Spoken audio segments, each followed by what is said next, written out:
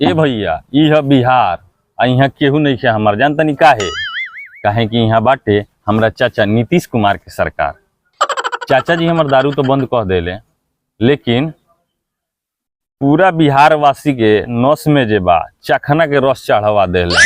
जान तनी कैसे? स्मार्ट मीटर के हेवी बिल से। तो आई यही स्मार्ट मीटर पर एगो बहुत ही प्यारा प्रस्तुति अपने सबके सुनाइब।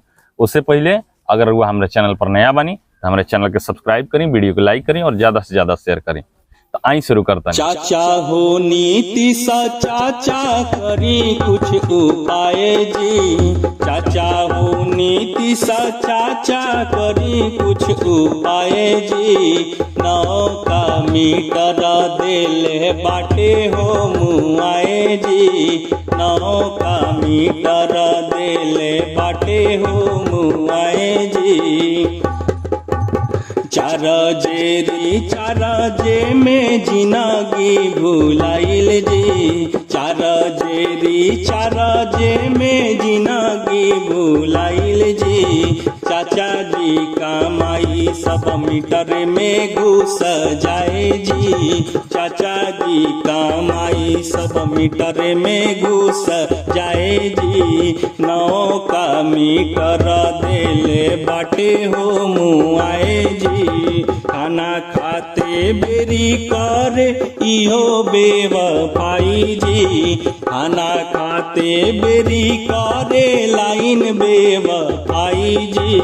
भरत बिल मोरा भरत बिल मोरा खेतवो बिकाइल जी। भरत बिल मोरा खेतवो बिकाइल जी। नौका मीटर देले बाटे हो मुआए जी। आखी के मोर तारा गोलुआ करे ना पढ़ाई जी। आखी के मोर तारा गोलुआ करे ना पढ़ाई जी।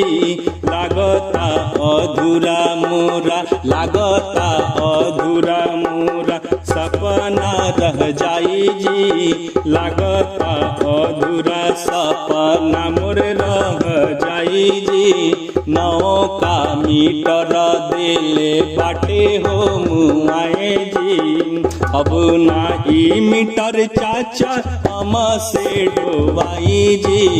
अब ना ई मीटर चाचा हम से डोबाई जी। पुराना के मीटर दीना फेरू लगवाई जी।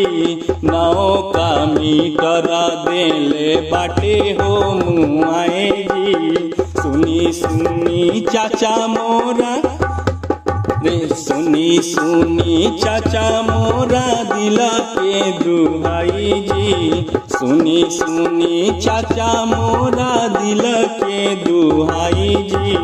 नौका मीटर के करी जल्दी दवाई जी। नौका मीटर के करी जल्दी दवाई जी। अब ना ई मीटर चाचा हम से ढोवाई जी। अब ना ई मीटर चाचा हम से घोटाई जी।